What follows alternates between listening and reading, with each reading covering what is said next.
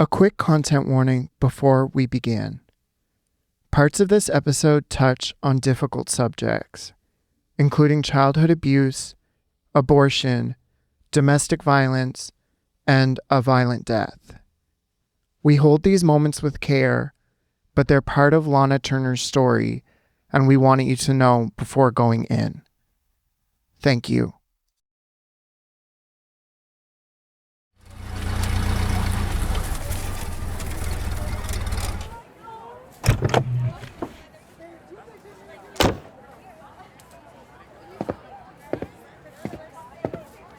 Beverly Hills Police Chief Clinton Anderson steps through the front door of 730 North Bedford Drive at 10:50 on a Friday night.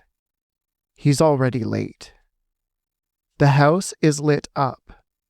Neighbors stand on the sidewalk in bathrobes. Cars have been pushed into the street. No keys, just shoved out of the way to clear a path for the ambulance. But no one in the house is waiting for him. As Anderson enters the house and makes his way through, it's clear that no one was waiting for him. A doctor is there. So is Jerry Geisler, the most famous defense attorney in Los Angeles. A reporter who talked his way past the door. Relatives. And somewhere on the edges, a private investigator moving through the rooms. Anderson hasn't asked a single question yet, but the house is full. He walks into the bedroom where it all took place. Pink carpet, pink walls. A fire department crew is working over a body on the floor. A man lies on his back, arms outstretched, shirt pushed up to expose a wound in his abdomen.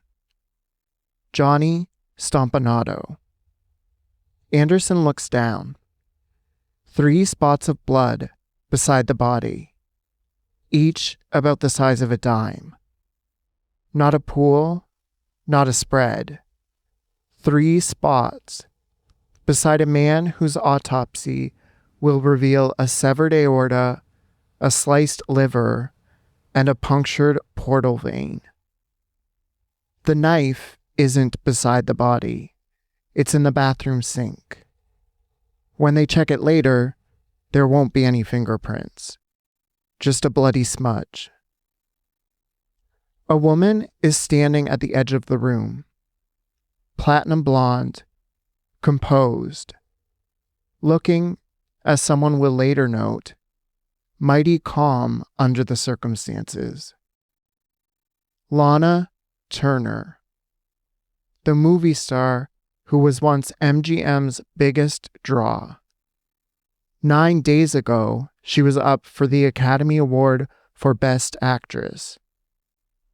Turner crosses the room towards him. Can I take the blame for this horrible thing? Anderson looks at her. Not unless you have committed the act, Miss Turner. A pause. Okay, it was my daughter. The daughter. Cheryl Crane is 14 years old. Turner's only child. She's in a bedroom down the hall. Anderson goes to her. As he enters the room, she looks up and says, I didn't mean to do it. Johnny was going to hurt Mother. Anderson will find out her story matches her mother's. Detail for detail. Virtually identical. As the night unfolds, Anderson finds himself cataloging what doesn't sit right. A knife with no prints. A body stabbed through the aorta with almost no blood. A defense attorney who arrived before the police. And one of the most famous actresses in America asking if she can take the fall. Only one thing is certain to Anderson, standing in that pink room in Beverly Hills. By the time he walked through the front door, the story of what happened that night was no longer unfolding. It had already been written.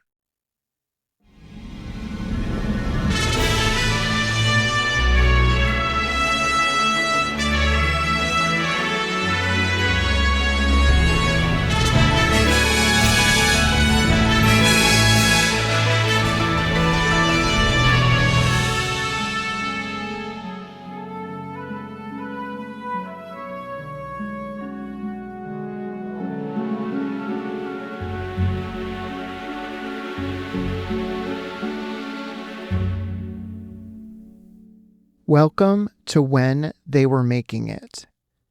I'm your host, Patrick Rankin, and this is the podcast that dives deep into the glorious, often messy, and utterly human stories behind Hollywood's greatest films and the legends who created them.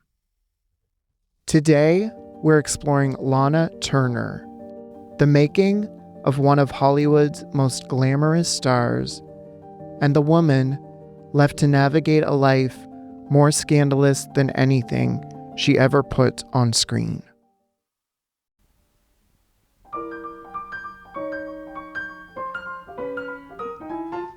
Julia Jean Turner was born on February 8th, 1921, in Wallace, Idaho, a mining town edged into a canyon in the Idaho Panhandle, where the mountains pressed so close together that sunlight only reached the streets for a few hours a day. The town sat in the heart of the Silver Valley, the richest silver deposit in the world. By the time Julia Jean arrived, Wallace ran on silver, whiskey, and vice. Brothels operated openly on Cedar Street. Gambling halls didn't bother with back rooms. And bootleggers worked the canyon like a second mining operation. Her father, John Virgil Turner, was a Tennessee-born World War I veteran who had come west looking for work in the mines. He was charming, smooth-talking, sang and danced at the Elks Club. On paper, he was a miner. In practice, he was a bootlegger and a habitual gambler who used a different alias every week: Brown, Jones, Smith, and a particular fondness for Tex Johnson. Her mother, Mildred Frances Cowan, was 14 years old when she met Virgil at a dance. They eloped when she was 15 and he was 24. Their only child, who they called Judy, arrived 13 months later. The family bounced between Burke and Wallace, living in cramped rooms above shops, the rent always a little more than they had. Virgil tried to go legitimate with a dry cleaning business. It failed within a year. He went back to the mines, back to the bootlegging, and back to the gambling, not necessarily in that order. There was never enough money, and what there was, Virgil tended to gamble away. But he adored his daughter. After dinner, he would wind up the Victrola, pull Judy onto the living room floor, and teach her tap routines while Mildred watched from the kitchen. Then, around 1927, the feds caught wind of Virgil's bootlegging. The family packed what they could into the car, fled Wallace under the cover of night, and drove to San Francisco. The marriage, already strained, didn't survive the move. Virgil took off. Mildred, left to fend on her own with a 6-year-old daughter, took work singing in Tenderloin nightclubs. She soon discovered she couldn't care for Judy and work at the same time. What followed were years of being passed from home to home. A family in Modesto first, where she stayed until Mildred found out she was being abused and made to work and pulled her. Families in the Central Valley, a convent school in San Francisco, strangers who took her in for months at a time and then didn't. Mildred visited when she could and sent money when she had it.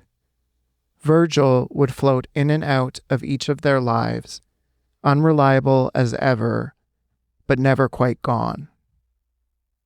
On the night of December 14th, 1930, Virgil, using his alias Tex Johnson, sat in on a traveling craps game in downtown San Francisco. He'd had a very good night. He stuffed his winnings into his left sock, then made his way to the Tenderloin nightclub where his estranged wife worked. He told Mildred he was going to buy their little girl a bicycle. Sometime after 2 a.m, he left his hotel room with some buddies he'd made that night. Virgil's body was found the next morning, propped against a warehouse in the Potrero district. His left shoe and sock were missing. So were his watch, his diamond stick pin, and all of his money. He'd been killed by a single blow to the eye. Nobody was ever charged. Judy was 9 years old. After Virgil's death, something in Mildred shifted. She pulled Judy close. She was going to try to keep her there. What followed were years of grinding poverty. Rented rooms across Northern California, Mildred working 80-hour weeks as a beautician, stretches where they survived on crackers and milk. And yet, somehow, there were fashion magazines on the kitchen table, etiquette books on the nightstand. Mildred taught her daughter how to walk into a room, how to carry herself, how to dress and act like a lady, like the money was there even when it wasn't. Whatever else they didn't have, Mildred was going to make sure her daughter knew how to look like she had everything. In 1936, Hollywood came calling. Not for talent, not for beauty, for a lung condition. Mildred had developed respiratory problems. A doctor advised a drier climate, so mother and daughter hitched a ride with a friend and made their way to Los Angeles. Judy, now 15, enrolled as a junior at Hollywood High School. They were still broke, still stretching every dollar Mildred brought home from the beauty shop, still living in rented rooms that never felt permanent. By now, Judy Turner was beautiful. Tall, full-figured, with the kind of face that made people look twice, even in Hollywood. And years of aspiration and etiquette lessons had done their work. The girl who showed up at Hollywood High didn't carry herself like she'd grown up on crackers and milk. She carried herself like she belonged in any room she walked into. Judy had been at Hollywood High for about a month when she decided to cut her typing class. It was a hot day, and she was craving a soda. She walked across Sunset Boulevard to a soda fountain on the corner, the Top Hat Malt Shop. She got a Coca-Cola. It cost a nickel, all the money she had. As she sipped her drink, a man at the counter kept staring at her. He wasn't leering, not exactly. It was more like he was studying her. She tried to look away as the man leaned over to the soda jerk, spoke to him briefly, and glanced in her direction. He was asking about her. He walked over and introduced himself. Billy Wilkerson, founder and publisher of The Hollywood Reporter, whose offices were just down Sunset Boulevard. He produced a business card. Would she like to be in the movies? Judy looked at the card, looked at the man, and gave the only reply she could think of. I don't know. I'll have to ask my mother. What followed would best be described as a whirlwind. Mildred called Wilkerson as soon as Judy shared with her what had happened. He got to work. He sent Judy to talent agent Zeppo Marx, the youngest Marx brother, now retired from performing. Marx knew exactly what to do with Judy. He sent her to director Mervyn LeRoy at Warner Brothers. Loretta Young, Clark Gable, Jane Wyman, LeRoy had found them all, plucked them from obscurity, and made them what they were, stars. If anyone could see what Judy Turner was about to become, it was him. LeRoy's first impression of her was vivid. Her hair was dark, messy, uncombed. Her hands were trembling so that she could barely read the script. But she had that sexy, clean quality I wanted. There was something smoldering underneath that innocent face. He gave her a single command: walk. She did, and Mervyn LeRoy saw in the teenage girl what he needed. He set to work building what he was sure would be his newest starlet. And first, she needed a new name. Judy was too plain for pictures. Her birth name, Julia Jean, not a chance. LeRoy suggested Lenore. That didn't seem to fit either. Then Judy herself offered a name she'd once heard and liked the sound of. Lana. She spelled it out for him. Lana, not Lana. LeRoy repeated it a few times and nodded. That's it. You're Lana Turner. On February 22nd, 1937, 2 weeks after her 16th birthday, LeRoy signed her to a personal contract at $50 a week. And he already had the perfect part for her. LeRoy was developing a film called They Won't Forget, a drama about a teenage girl's murder in a small southern town, loosely based on the lynching of Leo Frank in 1913. He needed an unknown to play the victim.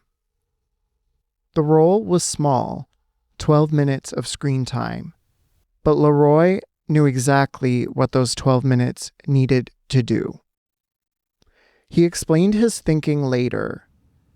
It was very important that the girl in our story have what they call flesh impact. She had to make it look like it was a sex murder. We couldn't say things like that in those days. I figured that a tight sweater on a beautiful young girl would convey to the audience everything we couldn't say outright. So that's what he filmed. A 75-foot tracking shot of Turner walking down the street in a tight blue sweater, a contoured skirt, and high heels. They Won't Forget premiered on July 14th, 1937. The film was well reviewed, named one of the year's 10 best by the National Board of Review. But it wasn't the film people were talking about. It was the girl. Almost overnight, Lana Turner's name seemed to be on everybody's lips. Well, her new nickname, the Sweater Girl. Critics singled her out. Billy Wilkerson, still keeping a proud eye on his discovery, wrote in The Hollywood Reporter that her performance was worthy of more than passing note. At a preview screening, she'd sat beside her mother in the dark. When the scene played, the audience reacted instantly. Wolf whistles, laughter, a kind of attention she hadn't had before. Not this loud, not this hungry. She sank lower in her seat. I had never seen myself walking before, she would say later. It was the first time I was conscious of my body. The industry, meanwhile, had found something in Lana Turner. Something special. Something it understood instinctively. And something it knew exactly how to sell.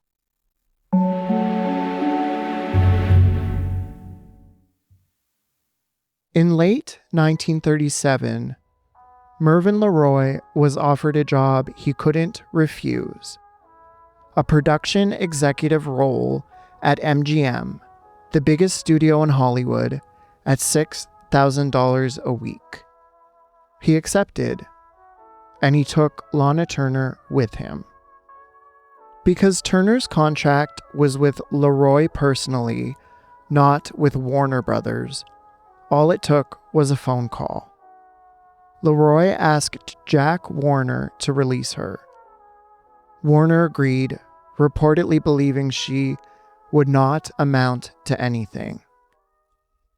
MGM signed her at $100 a week, double what LeRoy had been paying her, and placed her in the studio schoolhouse alongside Mickey Rooney and Judy Garland. Turner spent her first few months at MGM the way all contract players did. Small roles, loan-outs, whatever the studio needed filled. Love Finds Andy Hardy changed that quickly. The Andy Hardy films were MGM's most reliable moneymakers, a series of wholesome comedies following the small-town adventures of teenager Andy Hardy, played by Mickey Rooney. By 1938, the series was a phenomenon. Rooney had just been named the biggest box office star in America. Bigger than Clark Gable, bigger than Shirley Temple. The films were beloved by the head of the studio, Louis B. Mayer, personally, who saw them as a celebration of the American family values he'd built his studio around. To appear in an Andy Hardy picture wasn't just a role. It was a signal that MGM had noticed you and had plans. Released in July 1938, less than a year after Turner arrived at MGM, she starred opposite Rooney and Judy Garland, playing the flirtatious new girl in town. It wasn't a demanding role, but it didn't need to be. She lit up the screen. And Louis B. Mayer saw exactly what he'd been looking for over a year. The new Jean Harlow. Jean Harlow, the studio's original blonde bombshell and Clark Gable's screen partner in 6 films, had died on June 7th, 1937, at 26 years old, only 4 months before Turner's debut reached theaters. The timing of her arrival to the studio was a gift. They decided Lana Turner had shoes to fill. The transformation would come gradually. Over the next few years, Turner's natural auburn hair would be bleached platinum blonde. Harlow's color, Harlow's look, and hopefully, soon enough, Harlow's audience. The studio was doing what it did best, building a star. And that it just so happened to be in a dead woman's image wasn't beside the point. It was the point. It was around this time that Turner met Greg Boutzer, a Hollywood attorney who represented half of the stars on the lot. They started seeing each other. He was charming, handsome, and 27. Turner was 16. She fell for him, hard. Boutzer was the first man she'd ever been with. She envisioned marriage, babies, the whole package. He went along with it. Even Mayer approved of the match. Never mind the fact that Boutzer was nearing 30 and she was underage. Then Joan Crawford called her for tea. Turner could hardly believe it. Joan Crawford, one of the biggest stars on the lot in the world, wanted to have tea with her. She arrived nervous, flattered, wondering what this was. A mentorship? A friendship? A welcome to the inner circle? Crawford was gracious, warm. And then, over the tea, she mentioned, almost casually, that she'd heard Turner was seeing Boutzer. What a coincidence. So was she. And Turner might as well know. It was Crawford, and only Crawford, that he actually loved. They finished tea, and Turner was sent on her way. She all but stopped seeing Boutzer, as if she had a choice. It stung, but not for long. By now, the town had noticed Lana Turner. The trades were writing about her. The columnists were circling. She became a fixture on the nightclub circuit. The Trocadero, the Coconut Grove, the Garden of Allah. Night after night, table to table, the girl who'd grown up with nothing suddenly had everything and couldn't get enough of it. When stories of her late nights reached Mayer's desk, he called her into his office to upbraid her personally.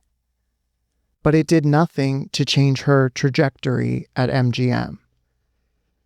Calling Dr. Kildare, these glamour girls, dancing co-ed, picture after picture, each one a little bit bigger than the last. By 1939, Turner had her first star billing, Dancing Co-ed, the cover of Look magazine, and her own dressing room. In less than 2 years, she'd gone from an unknown contract player to the studio's one to watch. Her mother, Mildred, by this time, had quit her job at the beauty shop. After years of never having enough, her daughter had a studio contract and a steady paycheck. From now on, Mildred's only job was Lana. In the fall of 1939, Turner met Artie Shaw. Shaw was the biggest bandleader in America. Talented, brilliant, arrogant. Turner met him on the set of Dancing Co-ed, where he was playing himself. Her first impression wasn't flattering. She found him aloof and boring. And there was also a complication. Judy Garland, Turner's Andy Hardy co-star and friend since the studio schoolhouse, had been dating Shaw, and she was head over heels for him. She'd confided as much to Turner. One night in early 1940, Greg Boutzer, who she'd been seeing again, stood her up. Shaw called, and Turner said yes. He drove her to Santa Monica, talked philosophy all night, and by the end of it, had painted her a picture of the life they'd have together. A white picket fence, a real home, everything she'd never had as a child. They drove to Las Vegas that night, February 13th, 1940, and got married. She was 19, he was 29. The next morning, she sent her mother a telegram. Got married in Las Vegas. Call you later. Love, Lana.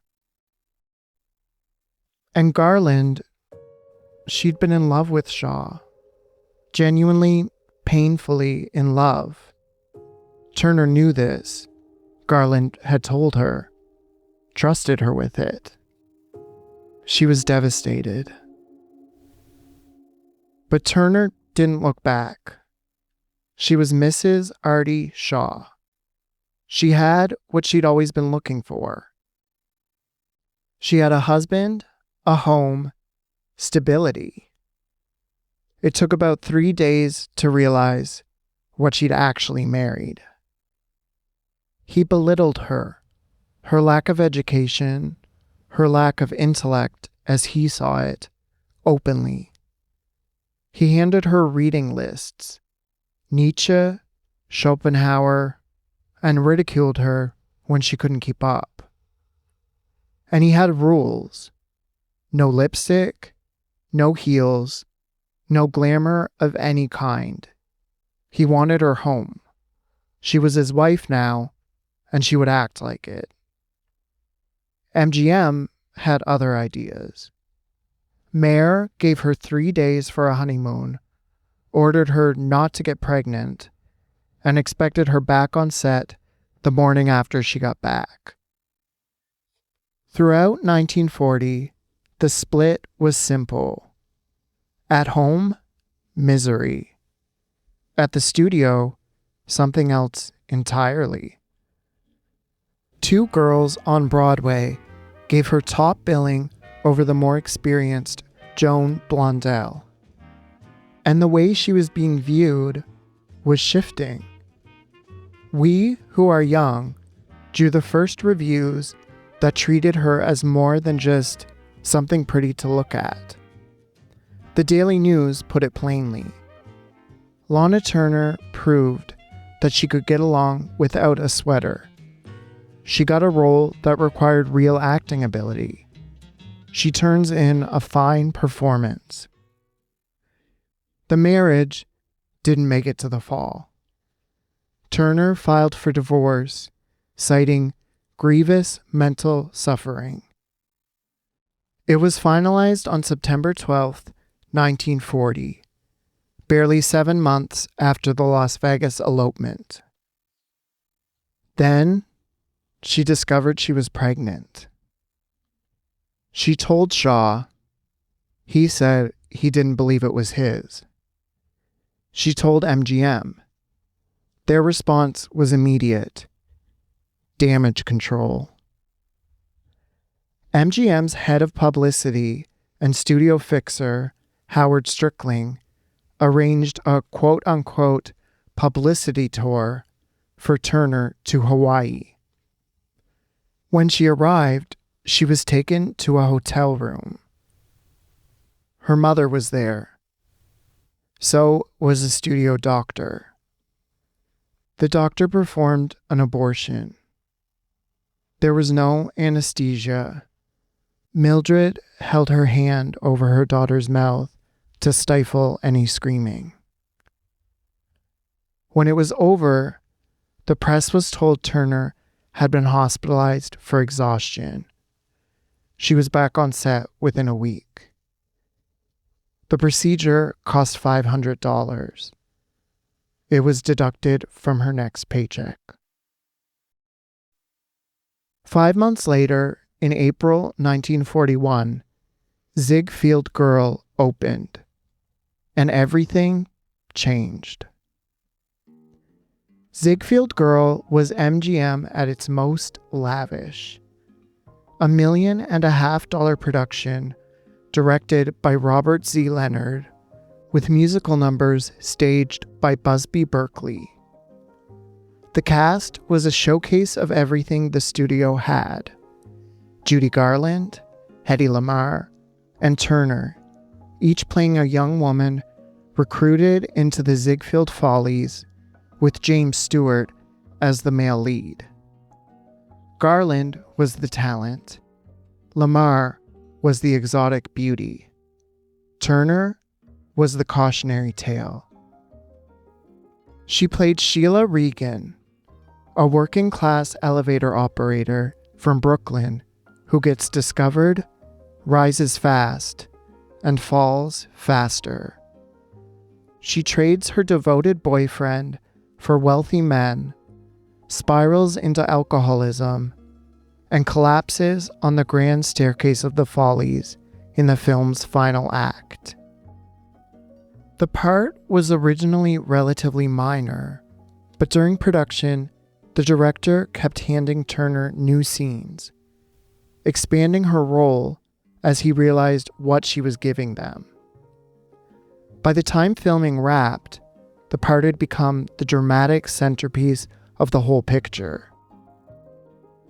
We who are young had hinted she could act. Ziegfeld Girl proved it. And it was the first time Turner herself felt it. She later said it was the part that got her interested in acting. Ziegfeld Girl opened in April 1941 and grossed over $3 million. MGM raised Turner's salary to $1,500 a week, gave her a personal makeup artist and her own trailer on the lot. At 20 years old, she bought a house for herself and her mother. Lana Turner was a star. And MGM had one more move to make. Jean Harlow, the studio's original blueprint for Turner, had been Clark Gable's screen partner in 6 films. Now, it was Turner's turn. They put her opposite Gable in Honky Tonk, a breezy western with Gable as a smooth-talking con man and Turner as the judge's daughter who falls for him. It opened in October 1941 and became MGM's biggest hit of the year. Critics noticed what the studio had been banking on. Turner and Gable together were electric. The press dubbed them the team that generates steam. Their second pairing came quickly. Somewhere I'll Find You began filming in January 1942. 3 days into production, Gable's wife, actress Carole Lombard, was killed in a plane crash. Returning from a war bond tour, her TWA flight crashed into a mountain outside Las Vegas. Everyone on board died. Gable was destroyed. Production shut down for a month. When he came back, he demanded a closed set. It was his last film before enlisting in the army. Rumors started to fly immediately. Lombard's jealousy had been well documented. During Honky Tonk, she'd gone to Mayer demanding he keep Turner away from Gable. She'd shown up on set unannounced more than once. And she even watched the pair's love scenes from a chair just off camera. Now people were asking whether she had reason to be so jealous. Had Turner and Gable been having an affair? Was this the reason Lombard had chosen to fly home that night instead of taking the train? For the rest of her life, Turner would deny ever having been with Gable. What mattered was Lombard was gone, and Gable would never be the same. That summer, Turner went to war too. Not overseas, but across the country, on a 10-week bond tour that took her from city to city, selling the war effort. She threw herself into it. She wrote her own speeches. She promised a kiss to any man who bought a bond worth $50,000 or more. And I kept that promise hundreds of times, she would later say. When the tour passed through her birthplace of Wallace, Idaho, the mayor declared a holiday and strung a banner across the street. "Welcome home, Lana." By the time the tour was over, she had sold a staggering $5.25 million in war bonds. America loved her, and she came home to an industry that loved her just as much. In July 1942, Lana Turner walked into the Macombo and met Stephen Crane. Crane was handsome, charming, and heir to a vast tobacco fortune. He was fun, threw money around, and carried himself like a man who'd never known a day without it. Turner fell fast. His looks and manner charmed me instantly, she wrote. In no time, we were a pair. Just a few weeks after meeting, on July 17th, 1942, they eloped to Las Vegas. This was her second marriage, her second elopement, her second Vegas wedding in 2 years. Lana Turner was 21 years old. She was one of the highest paid women in the world, and she was hoping this time might be different.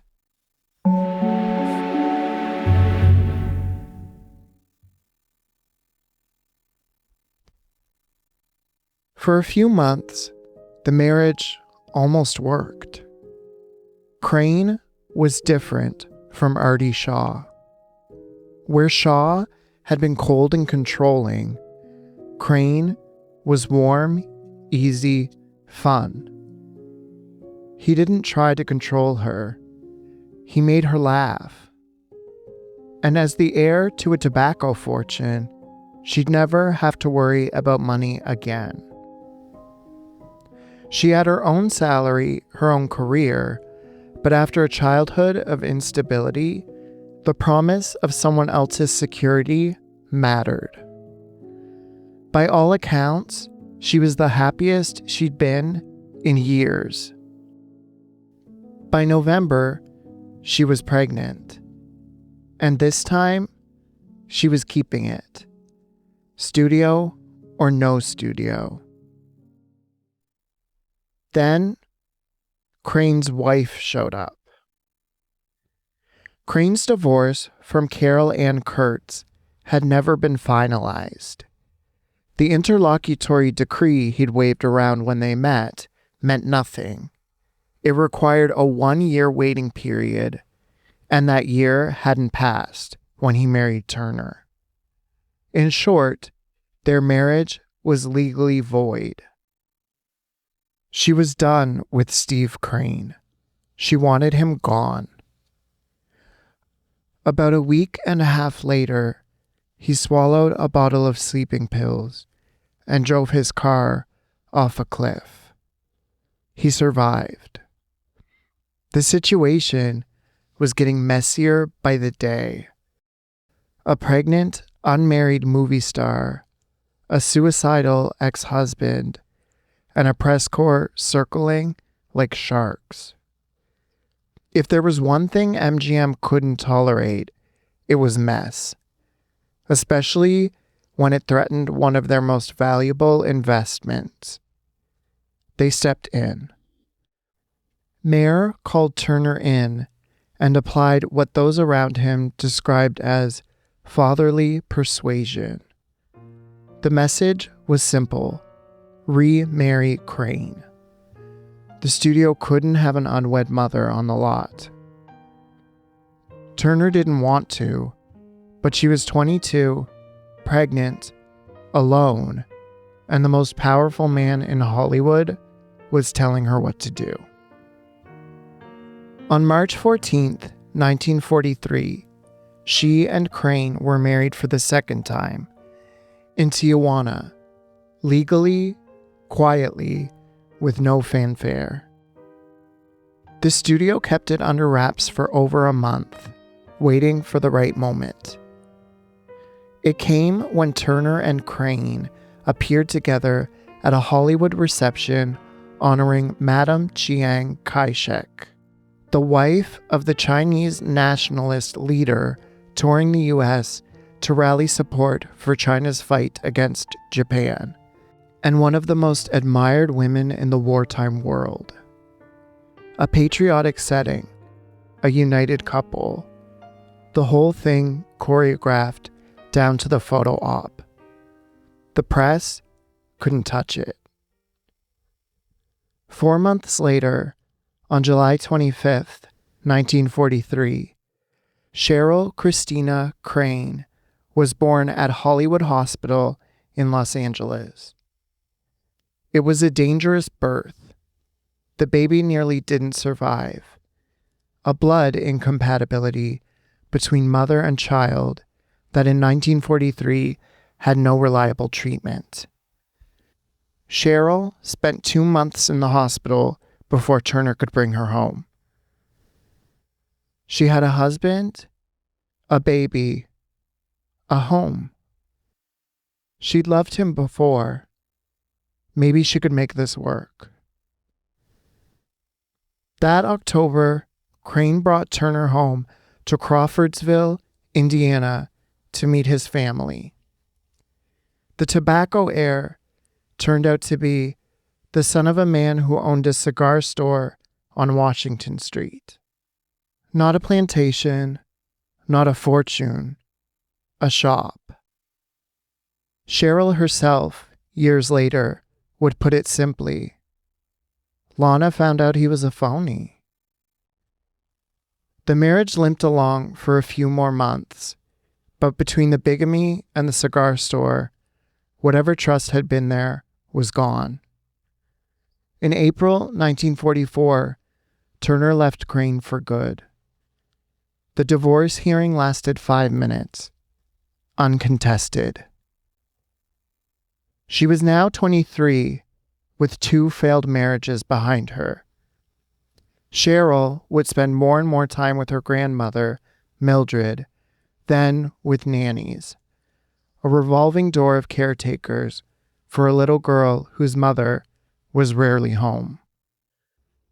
Because, once again, if Turner's personal life was falling apart, her career had never been bigger. MGM kept her working, picture after picture through the war years, each one a little bigger than the last. By 1944, she had solo above-the-title billing for the first time in Marriage is a Private Affair. By 1945, she was earning $4,000 a week, at a time when the average American made $1,400 a year. And it wasn't just the movies. America was still at war, and Turner had become one of its most recognizable faces. Soldiers pinned her photograph to barracks walls from North Africa to the Pacific. She was on magazine covers almost monthly. Her image was painted on the noses of fighter planes. Bob Hope got cheers just for saying her name during USO tours. She didn't have to tour anymore. She didn't have to do anything. The image was doing the work on its own now. And Turner, more and more, was chafing under that image. The sweater girl. That's what they still called her, 8 years after a 75-foot tracking shot in a movie she'd been in for 12 minutes. After 24 pictures. After proving herself in Ziegfeld Girl. After star billing, top billing, name above the title. The sweater girl. She told a columnist that year, "The glamour girl parts are fine to get started, but they're just shallow if you have any serious ambitions as a dramatic actress." She had serious ambitions, and she was about to get the role that would prove it. The Postman Always Rings Twice had been sitting on a shelf at MGM for 12 years. The studio had bought the rights to James M. Cain's novel in 1934 for $25,000, and the censors had blocked it ever since. The story was a raw, violent tale of adultery and murder. Too much sex, too much violence, too much of everything the production code existed to prevent. They called it, bluntly, definitely unsuitable for motion picture production.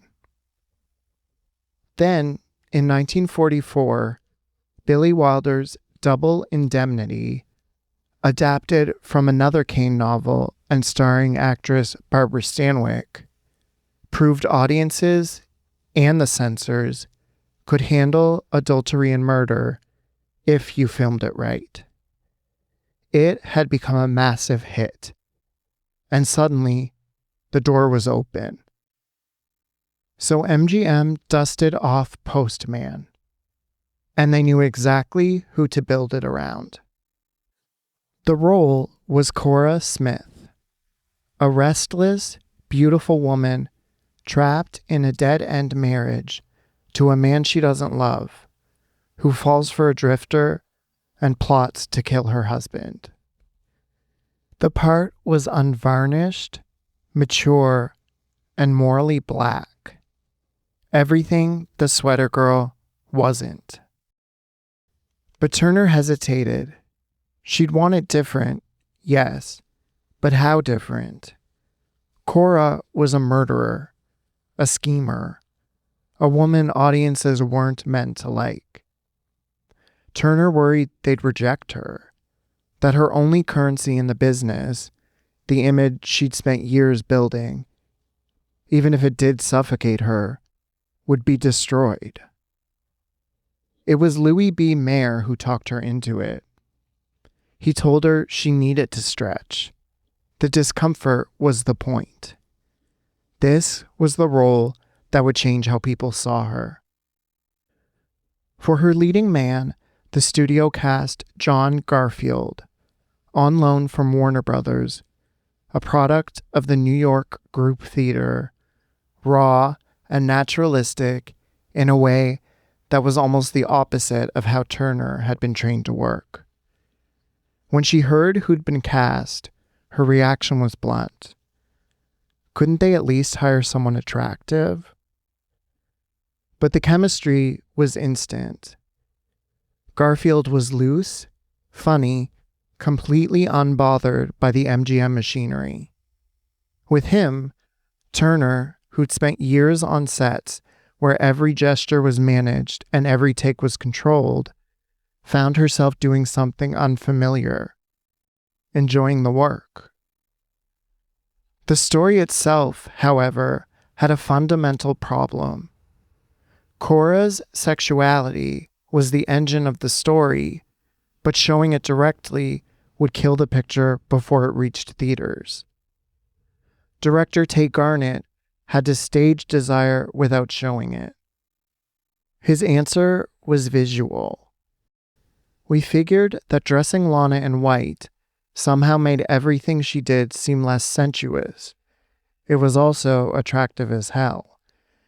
And it somehow took a little of the stigma off of everything that she did. It worked like this. For Cora's introduction, a lipstick rolls across the floor.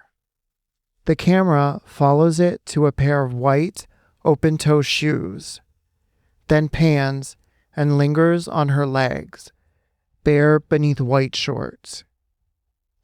The censors couldn't touch it, but the audience got the idea. What they also got, and what no one quite expected, was a performance. The Postman Always Rings Twice opened on May 2nd, 1946.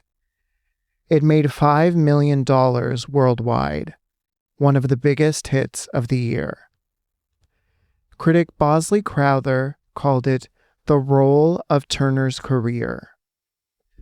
James M. Cain, the man who'd written the novel, presented Turner with a leather-bound first edition inscribed, "For my dear Lana, thank you for giving a performance that was even finer than I expected." Turner herself put it more simply, "I finally got tired of making movies where all I did was walk across the screen and look pretty." It was settled. The sweater girl had become an actress.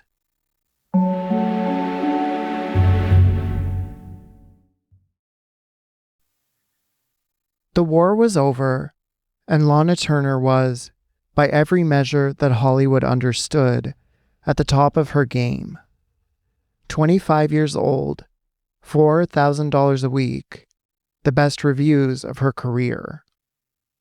It was that summer, the summer of 1946, that she would meet the man she would eventually call the love of her life, Tyrone Power. Power had spent the previous decade as one of Hollywood's biggest male stars. Dark, handsome, and magnetic on screen. He'd built his reputation at 20th Century Fox on swashbucklers and romances, The Mark of Zorro, Blood and Sand, The Black Swan. He and Turner had crossed paths for years, but he'd always been married. Now, just back from over 3 years in the Marines, his marriage to French actress Annabella was coming apart. He invited Turner over for a cocktail. One drink became the whole evening. She fell for him immediately, and the feeling was mutual. Over the weeks that followed, they found every excuse to be together. What made Power different from the others was simple. Turner would write later, "He took the time to find out that I was a human being, not just a pretty, shapely little thing." That Christmas, Power was filming in Mexico. Turner missed him so badly, she flew down without telling MGM. The studio was furious. She didn't care. For the next few months, they were happy. Simply, quietly happy. Then, like clockwork, it began to fall apart. Turner got pregnant. Power wasn't ready. He was still legally married to Annabella, and having a child out of wedlock would destroy them both. Turner didn't care. She wanted this baby. She wanted him. She was willing to risk everything: her career, the studio, her image. But there was no time to figure it out together. He was leaving in the fall for a 12-week PR trip around the world. Before he left, they agreed on a code. If she decided to end the pregnancy, she would send word with the message, "I found the house today." Power left Los Angeles on September 1st. He flew east, his own plane, a co-pilot, and a route that would take him around the world in 3 months. A few weeks into the trip, he received a message from Turner. I found the house today. Back in Los Angeles, Turner was alone with the cost of her decision. But she told herself it was temporary, that when he came back, they'd do it right. Get married, have the family she'd always wanted. She just had to wait. Then, the letters stopped coming. When Power's plane touched back down in Los Angeles, he was blunt. He'd met someone else, a young Mexican actress named Linda Christian. Turner was devastated, but she wasn't ready to sit with the grief.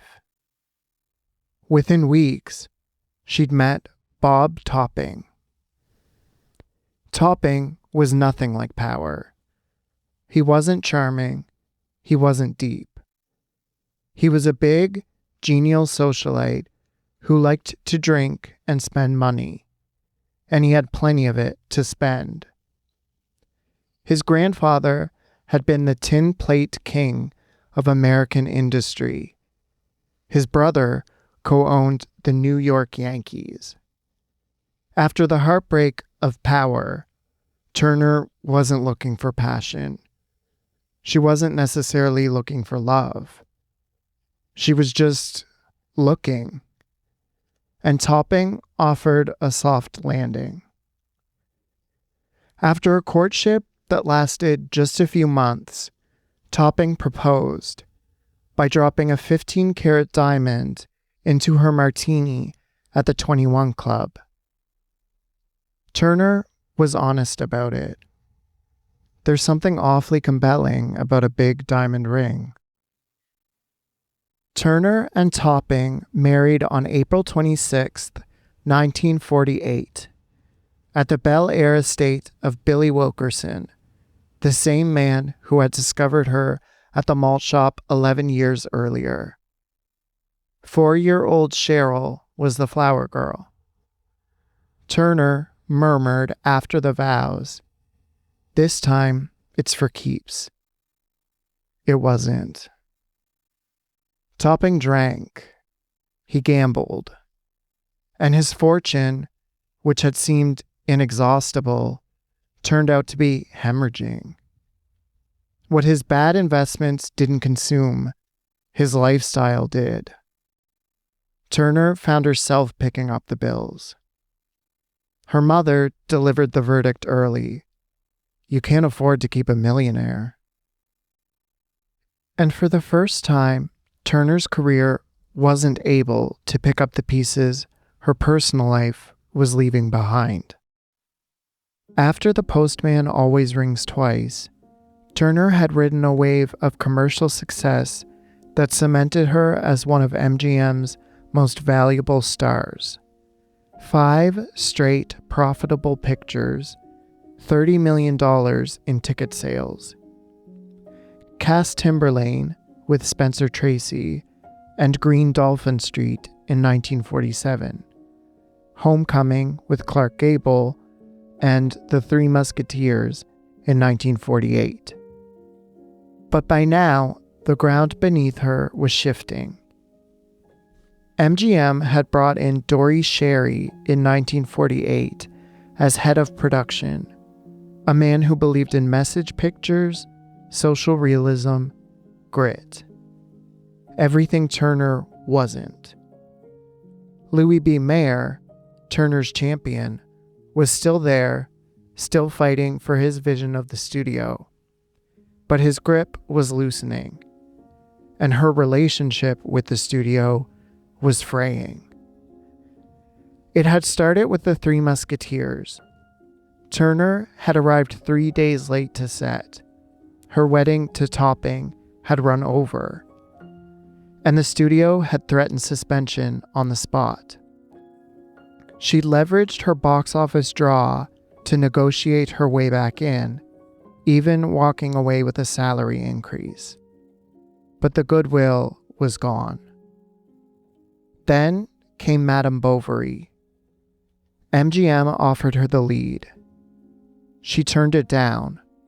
She found the script dull and lifeless and said so. But she had another reason. She was pregnant. Whatever the cause, MGM had had enough. They suspended her. No work at any studio, anywhere, until they decided she could come back. In early 1949, she went into premature labor. The baby, a boy, was stillborn. It was the same blood incompatibility that had nearly killed Cheryl at birth. There was nothing the doctors could do. The rest of 1949 passed with no film, no set, no Lana Turner on any screen. The most bankable female star MGM had was sitting at home, watching her husband drink through his fortune, grieving a child she couldn't have saved, and waiting for a phone call from a studio that was in no hurry to make one. They finally brought her back in 1950. The picture was A Life of Her Own, a melodrama about a model's doomed love affair. She took it. She didn't want to, but she had to, or they made it clear she'd lose her contract. The film would lose nearly $700,000, and its own director, George Cukor, would go on to call it a horrible film. Then, in 1951, came Mr. Imperium, a musical that turned out so bad, MGM demoted it to a second feature. Lana Turner was in the supporting film on a double bill. In the summer of 1951, Louis B. Mayer was ousted from MGM, forced out after 27 years. The man who had seen the next Jean Harlow in Lana Turner, who had built his bet around her, who had protected her through scandal after scandal, was gone. Dori Sherry had the studio now. And to Sherry, Lana Turner was nothing more than an over-the-hill actress at 30 years old. In September of 1951, Turner attempted suicide. Her business manager broke open the bathroom door she'd barricaded herself behind and got to her in time. MGM told the press she'd fallen through a shower door. She was back on set within days, filming The Merry Widow in long gloves and wide bracelets that never came off. Nobody asked why. The Merry Widow barely broke even.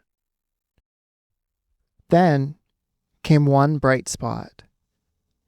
The Bad and the Beautiful, released Christmas 1952, paired Turner with Kirk Douglas under Vincent Minnelli's direction. She played Georgia Lorison, an alcoholic actress manipulated by a ruthless producer. The film was a critical and commercial hit and won 5 Oscars. Turner's performance drew the best notices of her career since The Postman Always Rings Twice. There was even talk of a Best Actress nomination.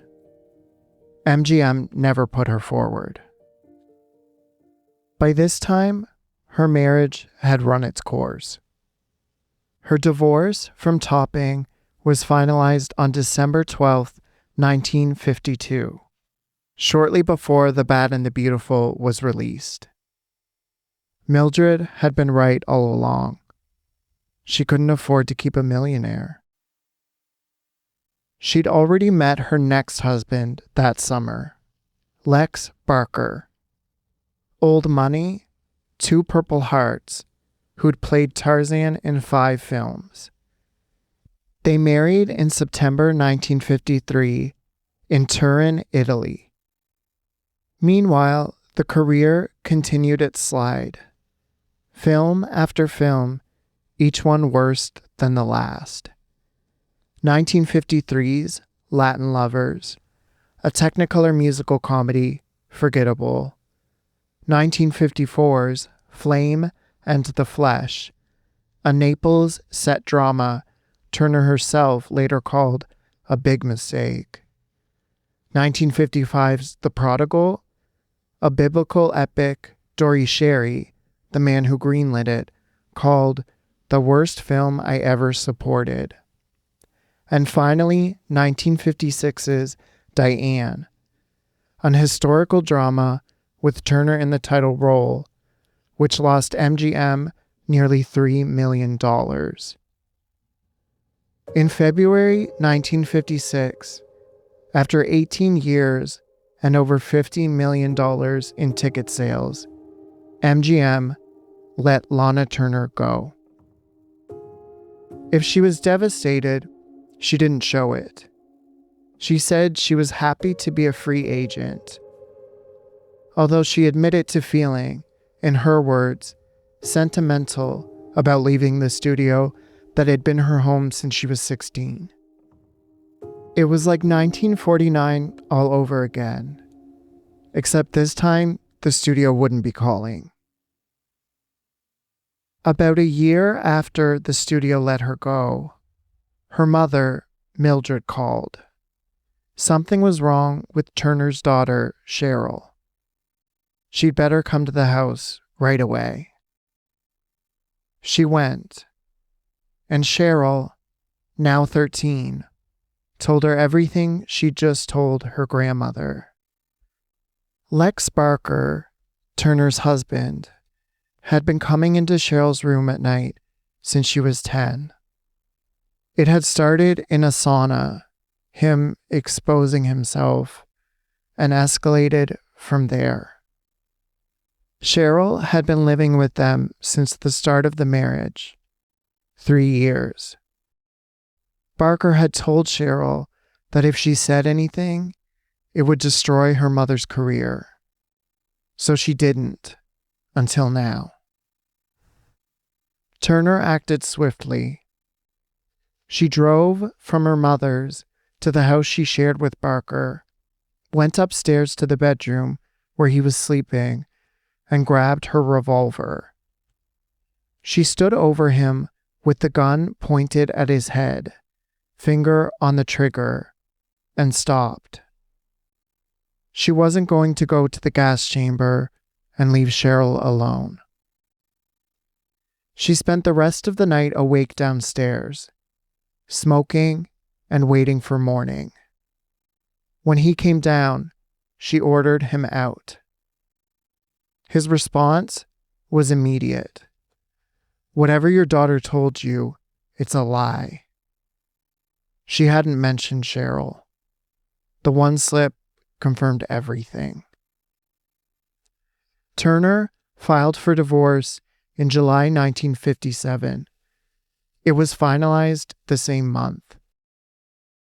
No criminal charges were filed. It was 1950s America, and Turner knew the scandal would have been Cheryl's to carry, not Barker's. At 36, Turner had lost everything. No studio, no contract, no marriage, and a daughter who'd been suffering under her own roof for 3 years. But Lana Turner wasn't finished.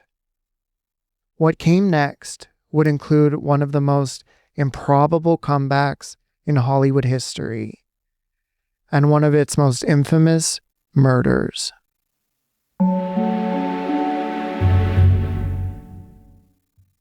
In the fall of 1956, a book called Peyton Place arrived in America, and America wasn't ready for it.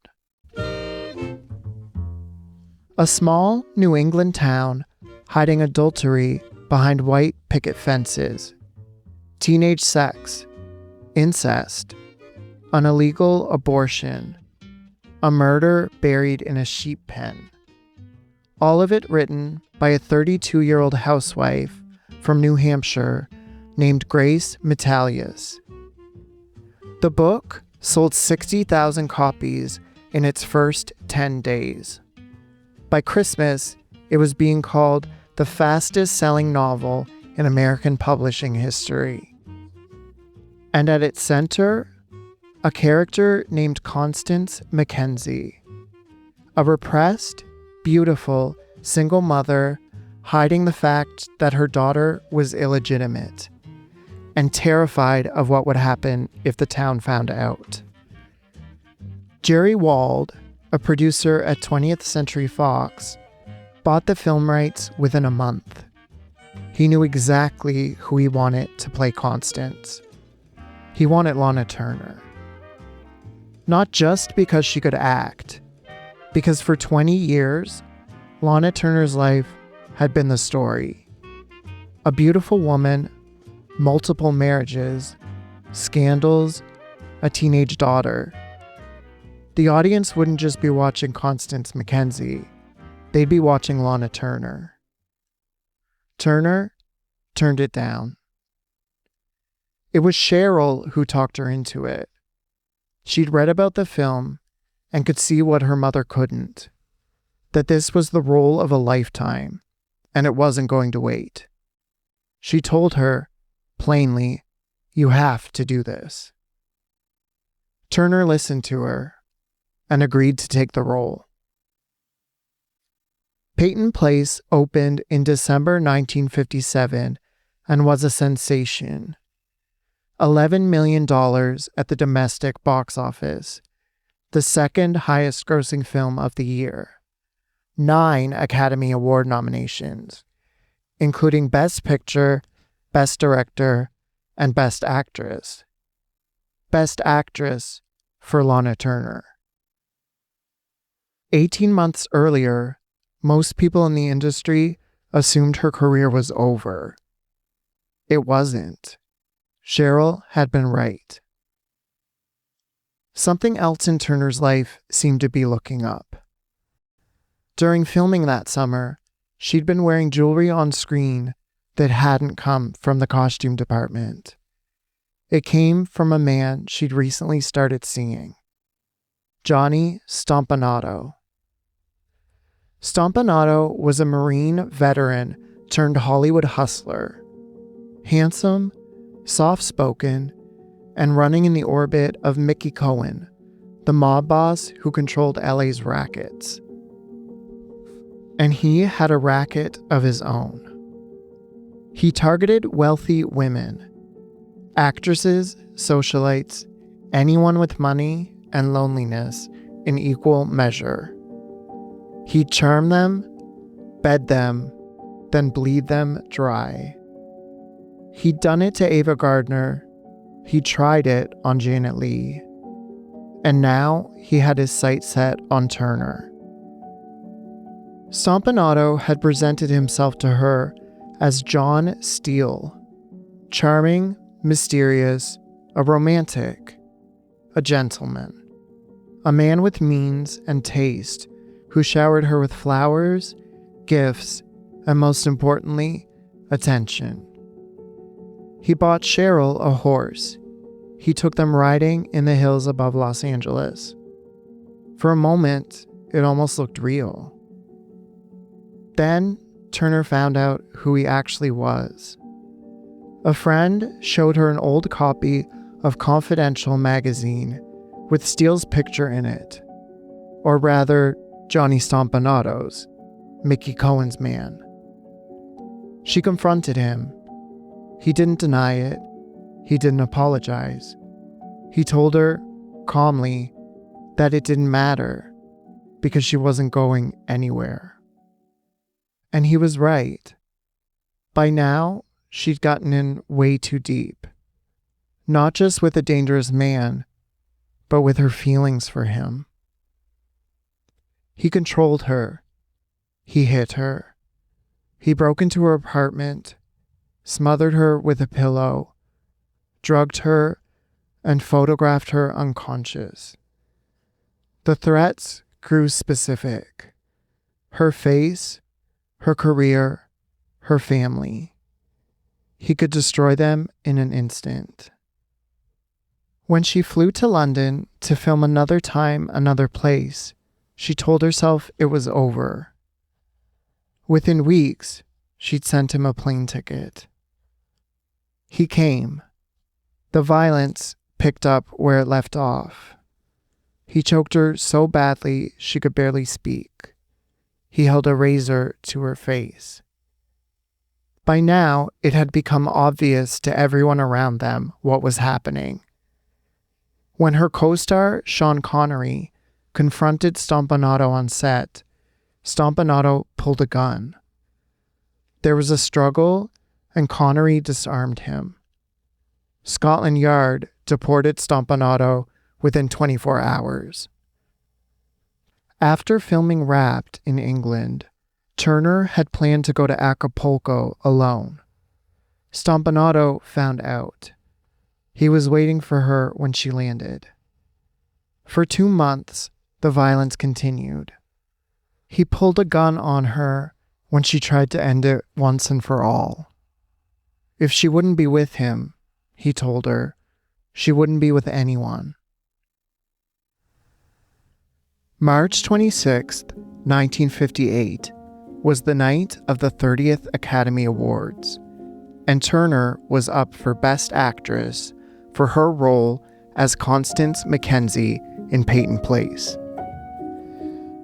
Turner, dressed in a white lace mermaid gown and a diamond necklace from Bob Topping, arrived with Cheryl and Mildred. Stompanato had wanted to escort Turner, but she'd refused. She had never allowed herself to be seen with him publicly, and she wasn't going to start at the Academy Awards. Joanne Woodward took Best Actress for The Three Faces of Eve. Peyton Place, with its 9 nominations, won nothing. Turner arrived home, empty-handed, and Stompanato was waiting for her. What followed was the worst beating he'd ever given her. For the past year, Turner had done everything she could to keep the violence hidden from her daughter. But Cheryl, who was in the other room, heard everything. And for the first time, she understood exactly what was happening to her mother. It was 9 days later, on Good Friday, April 4th, 1958, that everything came to a head. It started with a revelation. A visitor to the house that afternoon, an old classmate of Stompanato's, casually let slip Stompanato wasn't 43, as he told Turner. He was 32. It was a small lie compared to everything else, but it was the one that broke her. That evening, Turner took Cheryl aside. She was ending it tonight. "It's going to be a rough night," she told Cheryl. "Are you prepared for it?" What happened next would be debated for decades. According to Turner, the argument started around 8 o'clock. She told Stompanato it was over. He wasn't leaving. The fight that ensued spilled into Cheryl's bedroom first, the 14-year-old watching it happen in front of her. Turner told Stompanato not to argue in front of her baby and pulled him out. She then went downstairs for a drink. When she came back up, she locked herself in her bedroom. Stompanato rammed the door open. Through the walls, Cheryl could hear the shouting. Stompanato telling her mother he'd destroy her face, cripple her, kill her. She went to the hallway. Turner came out and took her daughter's hand. "You're a coward, Mother," Cheryl reportedly told her. "I'm deathly afraid of him," was Turner's response. "Don't worry," Cheryl responded. "I won't leave you. I won't be far away." Turner squared her shoulders and went back in. Through the bedroom door, Cheryl could hear Stompanato clearly. He'd cut Turner up, and if he couldn't do it himself, he had friends who would. And her mother and her daughter were next. That was enough. Cheryl ran downstairs to the kitchen. On the counter was an 8-inch carving knife. She grabbed it and ran back upstairs. She pounded on the bedroom door. Turner opened it. Stompanato was right behind her, arm raised. It took less than a second. Turner, at the inquest, would say, "They came together and they parted. I swear it was so fast.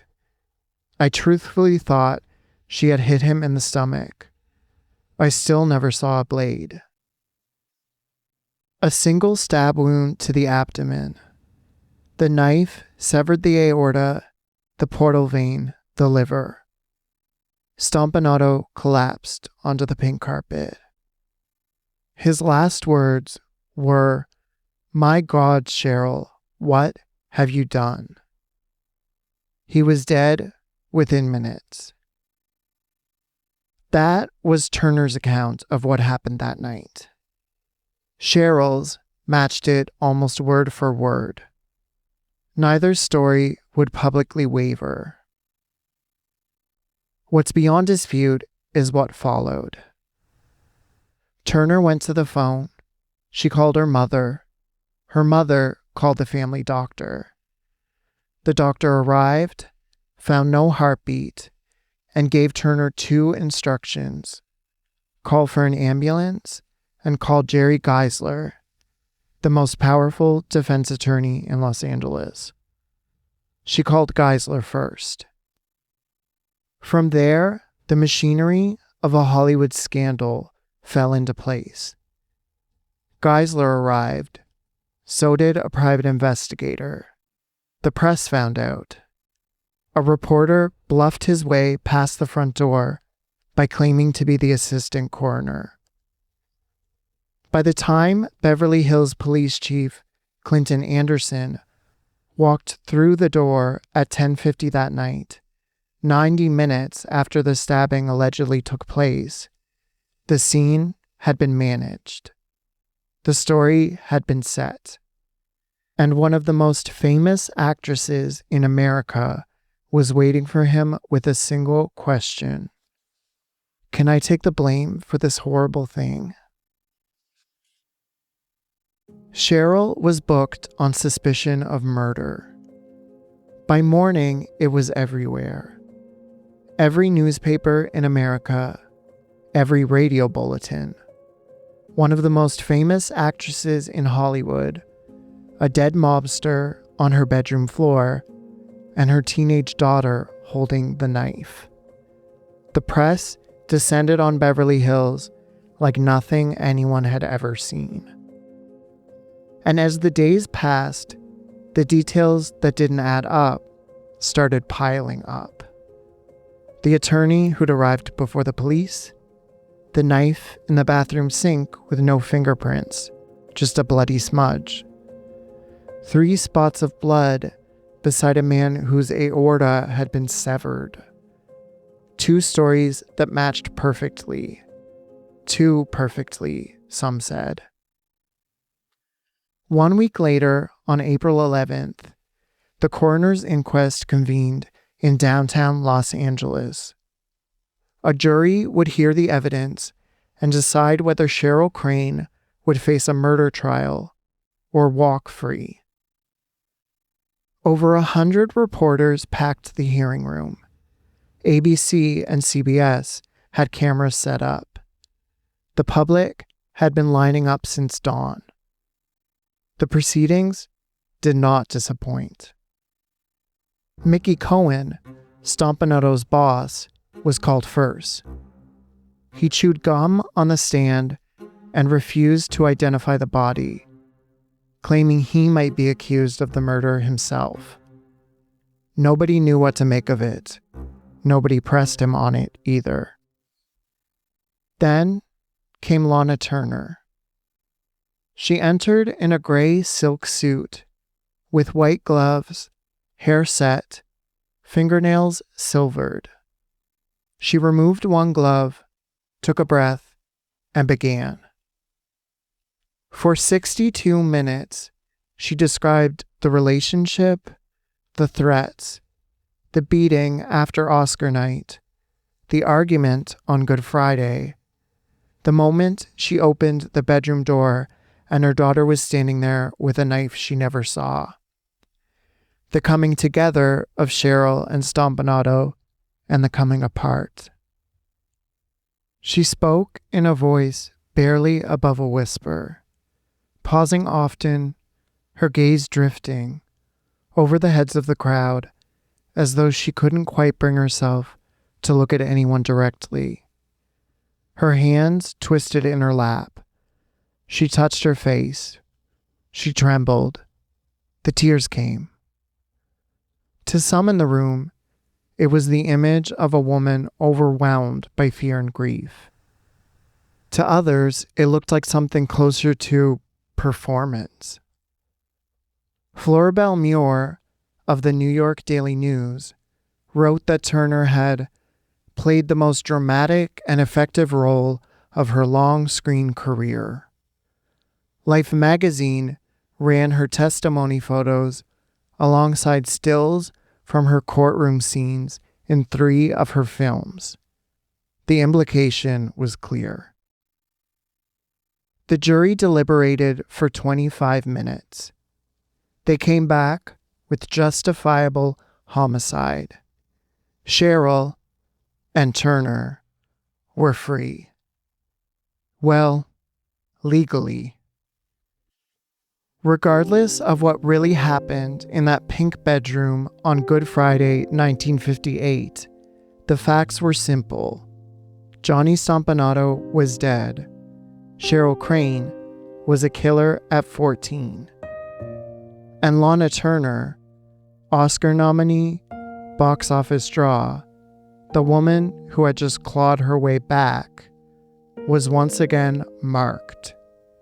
This time by the biggest scandal Hollywood had seen in decades.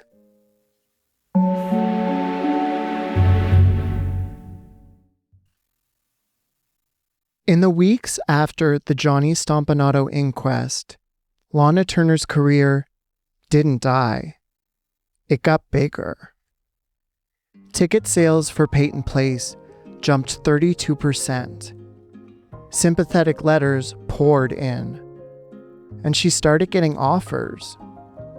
The scandal that should have buried her had made her the most talked about woman in America. And America, it turned out, wanted to see what she'd do next. Producer Ross Hunter gave her the answer. He pursued Turner relentlessly. Phone calls, telegrams, flowers, until she agreed to star in his remake of Imitation of Life, a melodrama about race, motherhood, and sacrifice that had been a hit in 1934 for Claudette Colbert. Turner would play Laura Meredith, a beautiful, ambitious actress whose career destroys her relationship with her daughter. It hit, as Hunter knew it would, a little too close to home. But Turner took the role for a small salary and 50% of the profits. When Imitation of Life was released in spring of 1959, the film became the biggest hit in Universal's history to that point. Turner's cut was over $2 million, more than $23 million in today's money. Professionally, she had survived. More than survived. But the pattern in her private life did not end with Johnny Stompanato. After the inquest, there were 3 more husbands. A rancher she loved but couldn't live with. A businessman whose novel about her was the only lasting thing he produced. And a con man who stole her jewelry and disappeared. 7 marriages, 8 ceremonies.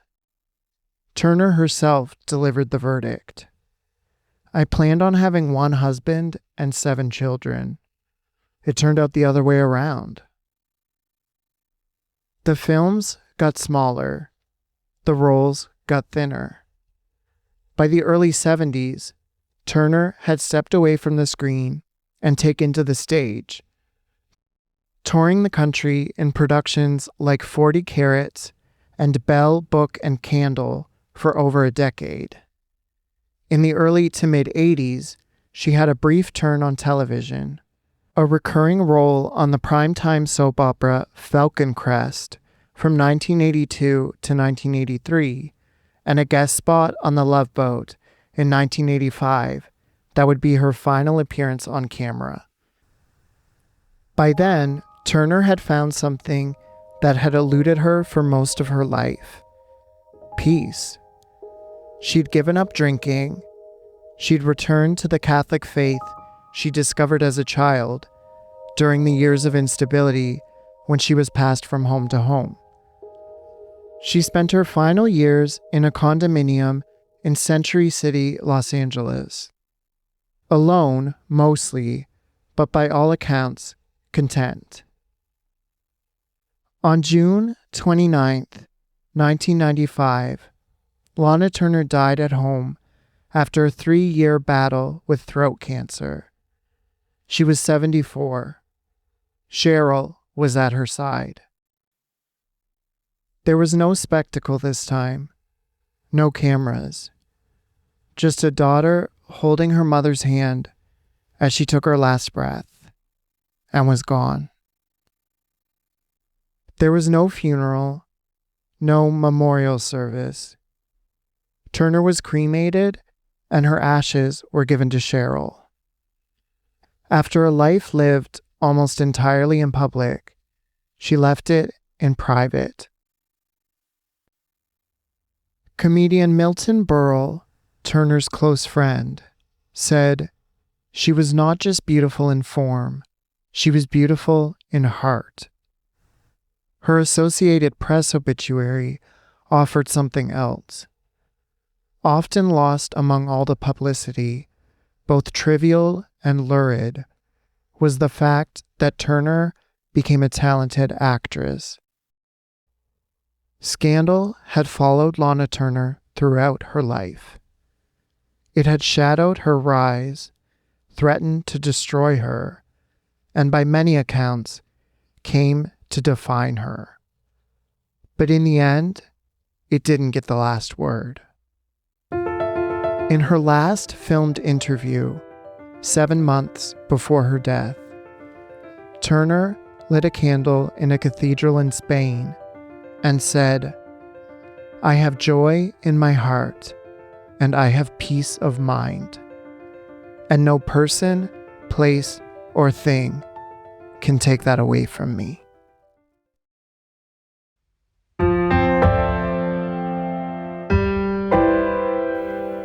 That's a wrap on this week's episode of When They Were Making It, and our look into the life of Lana Turner.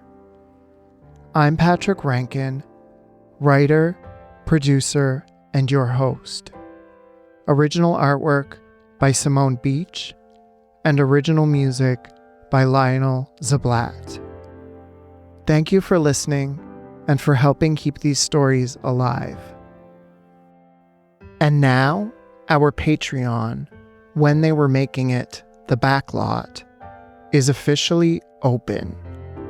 You can join us there for bonus stories, episode companion extras, and members-only releases. The first Backlot episodes are already arriving, with more rolling out this week. including mini episodes, companion pieces, and Q&A extras. You'll find the backlot at patreon.com/whentheyweremaking or through the link in the show notes. You can also follow along on Instagram and TikTok. We are When They Were Making It on both. If you're enjoying the show, please follow us in whatever app you're listening in. It means every new episode lands automatically, and it's the clearest signal to Apple and Spotify that these stories are finding an audience. But the honest truth is a show like this doesn't grow on ads or algorithms. It grows because one person hears it and tells another. So if this was worth your time, tell someone. That does more than anything else. Until next time, keep watching. And remember, behind every great film is an even greater story.